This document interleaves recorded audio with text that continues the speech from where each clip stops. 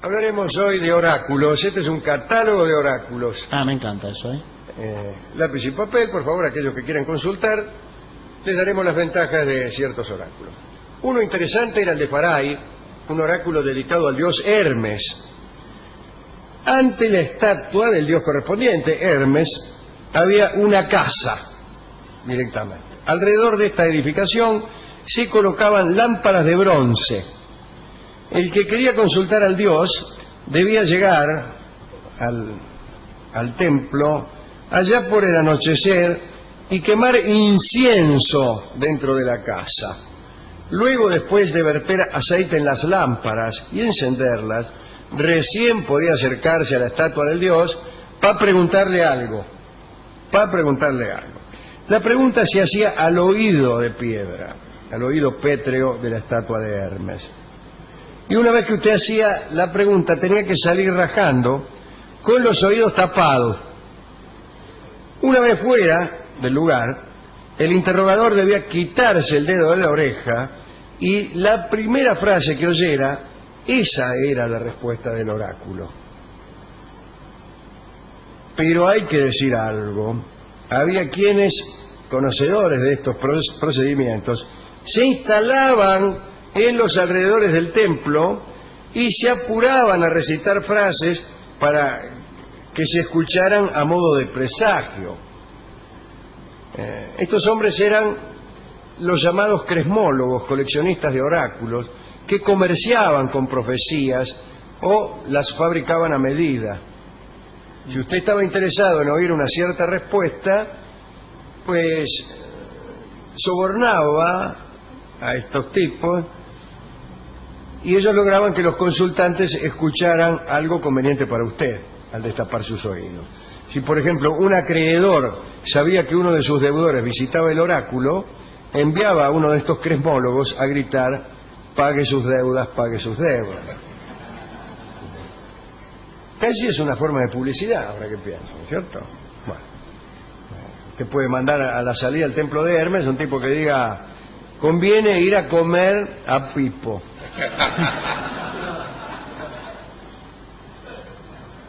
Había otro oráculo, había muchos.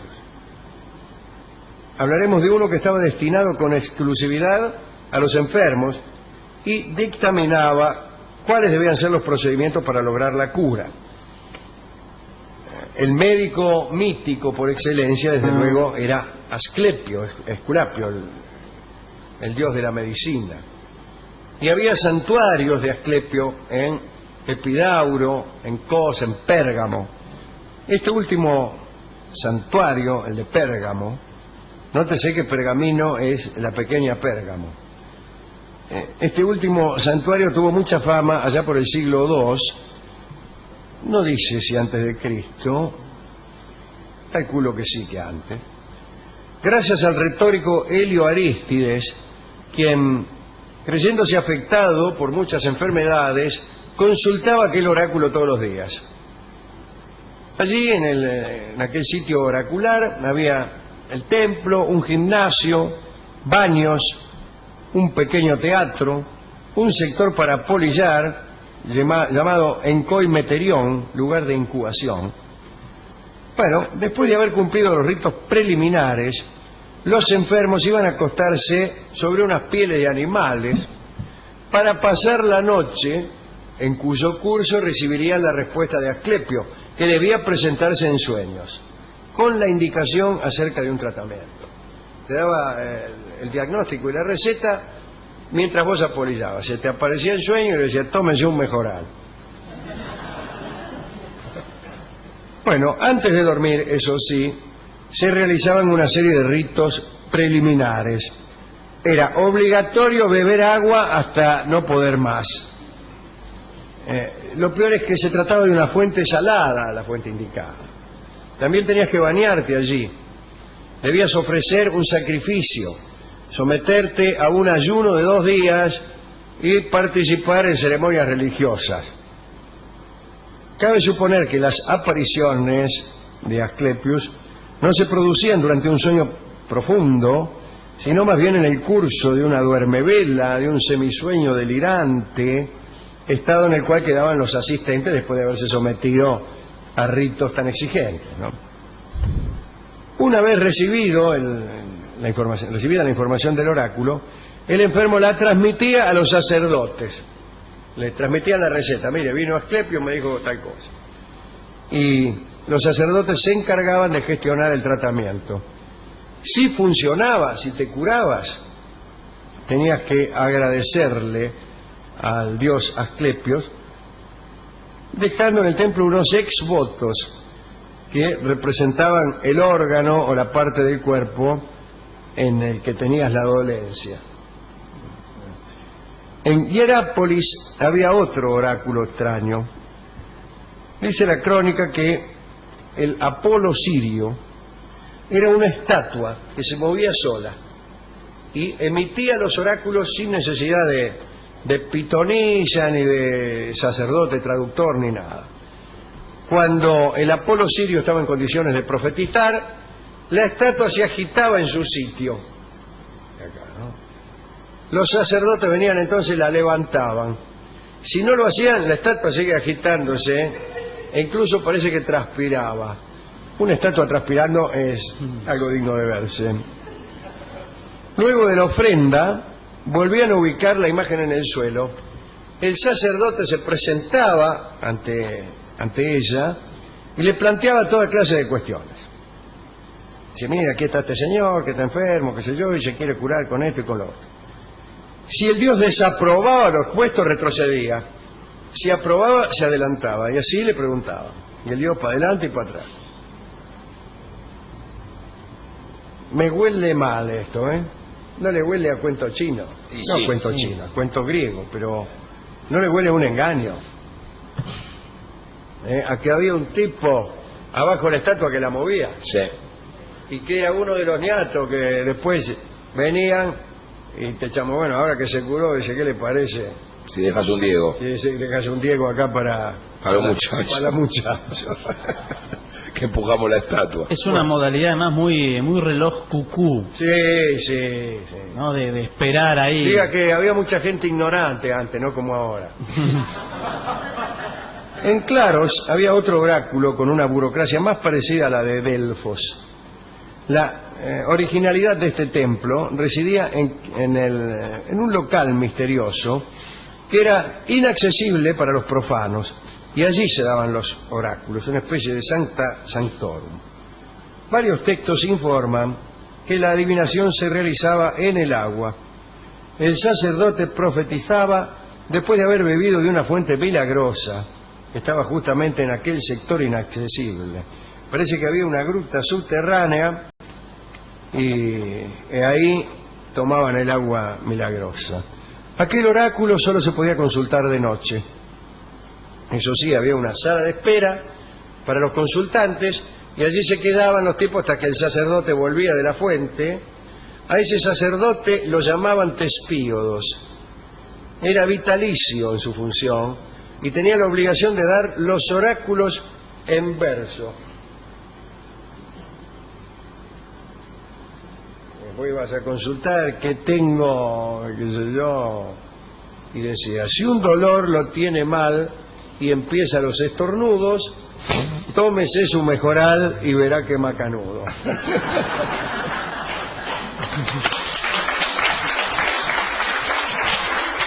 Sin embargo, lo que hay que decir es que no eran versos rimados, evidentemente. Es decir, que los daba en verso, es decir, que lo usaba con los pies y los ritmos que tenían los versos griegos. No se conocía la rima. Los griegos no conocieron la rima. Bien, así que esto de los estornudos y que no sea tan macanudo, qué sé yo. No funcionaba. No. Bueno, esto es todo lo que tengo que contar acerca de oráculos. Me gustaron todos, un informe muy completo de nuestro equipo de producción, con la colaboración incluso del Ministerio de Salud Pública. Adela, toda una serie de complejidad burocrática de los oráculos, ¿no? Está bien. El oráculo tiene que ser burocrático y tiene que ser oscuro también. Pero qué raro, porque estos oráculos no parecen tener... Parece muy accesible. La oscuridad clásica. Salvo el Probablemente, primero, ¿no? a falta de oscuridad a falta de probablemente, a falta de oscuridad en la respuesta, la oscuridad venía por parte de los procedimientos que había que hacer. Claro. A mí me gustó mucho el primero. El primero, ¿cuál era el primero? El de ir a prenderle incienso y salir corriendo. A con mí los también, oídos tapados. aquel que prescribía o que informaba que la verdadera respuesta del oráculo era la primera cosa que vos oyeras. Qué extraordinario, ¿no? Sí. Es muy lindo para empezar un cuento. Claro. O un episodio teatral no está nada mal. No. Lo primero que oigas Es lo que va a develar el... será la respuesta a tu pregunta. Aparte, claro. Y en la expectativa de quien puede visitar un oráculo, cualquier frase puede ser interpretada para cualquier cosa, ¿no? Lo que necesita es que alguien le conteste, Claro. no importa quién. ¿A quién podemos dedicar esto? Bueno, a Esculapio y aquella gente que salía corriendo con los dedos en las orejas. Que no hay que hacerlo a los chicos, atención, porque los chicos, yo como son, que tratan de hacer todo lo que oyen en la radio. Sí. Y ya hay alguno que, ay, dice, voy a salir a la calle con los oídos tapados a ver qué es lo que oigo primero. En mi barrio siempre oigo más o menos lo mismo. Porque te podés caer con el dedo en el oído. Un muchacho que yo conocí salió corriendo con los dedos en los oídos, trompezó, se cayó y un dedo, el que tenía en el oído derecho, le salió por el izquierdo. Y el que tenía en el izquierdo le salió por el derecho, casi quedó como cruzado de brazo, pero adentro de su propia cabeza. ¡Ay, qué espantoso! Puso mucho empeño en taparse los oídos. Sí. Demasiado. Por eso a los niños, o a las madres más que nada, porque no son culpables los niños, sino las madres que les dejan hacer de todo, les dejan. La culpa no es del chancho. Yo a veces en el colectivo me paro y le digo, señora, ¿por qué no lo sujeta a su hijo? ¿Por qué no le da un bollo? Claro. ¿No está viendo que está vomitando sobre todas las personas, asiento por asiento? Por gusto nomás, por vicio. ¿Me pongo yo? Ay, sí. Sí. Dan ganas de darle un bollo a uno, decir uno muy ubicado, ¿no? Diga que el padre estaba ahí, era grandote. Sí, ¿no? y policía. Se lo meto, sí. Bueno, hemos ido a la discoteca y hemos explicado estas historias. Preguntó el discotecario, que tiene algo de filósofo. De hecho, ¿eh? de hecho el discotecario es una especie de oráculo suyo, siempre Exactamente. Y lo preguntó, consulta. con los ojos entrecerrados por la ironía, ¿cuándo ocurren las cosas que el oráculo predice? Y después. Después. Sí lo hace, me dio el tango después, Claro. en la versión de Ruth Ataguile, nuestra amiga platense. Así que escuchemos a Ruth acompañada, yo creo que por Fernando Marzán, en el bello tango que se llama Después.